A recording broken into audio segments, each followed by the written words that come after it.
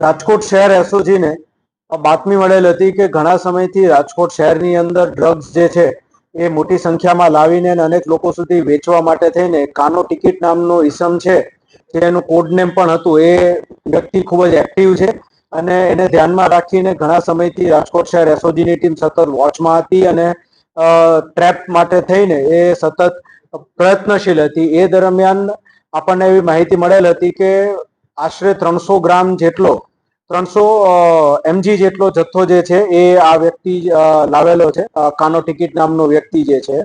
અને એ જથ્થો એને એક કોઈ પર્ટિક્યુલર જગ્યાએ સંતાડીને રાખ્યો છે અને આ જથ્થો જે એને લાવેલો છે એ જથ્થાની એ નાની નાની પડીકીઓ જે છે એ 1-1 ગ્રામની બનાવીને એ બધાને વેચી રહ્યો છે.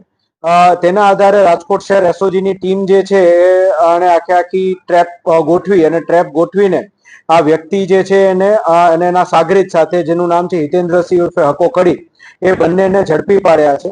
ટોટલ આપણને 300 ગ્રામ જેટલો જે છે એનો જથ્થો મળી આવ્યો છે, જેની કિંમત આશરે 30 લાખ રૂપિયા જેટલી થાય છે. અને આ જથ્થો જે છે એ એફએસએલ પાસે વેરીફાઈ કરાવતા એમડીનો જથ્થો હોવાનું પ્રસ્થાપિત થયું છે. આ વ્યક્તિ આશરે એકાદ વર્ષથી આપણા રાજકોટ શહેરની અંદર આ ડ્રગ્સ વેચવાનું કામગીરી કરતો હતો. છેલ્લા 14 વર્ષથી આ વ્યક્તિ પ્રોહિબિશનના ધંધામાં હતો અને અનેકવાર એની ઉપર કેસો પણ થયેલા છે, પાસામાં પણ જઈ આવેલો છે.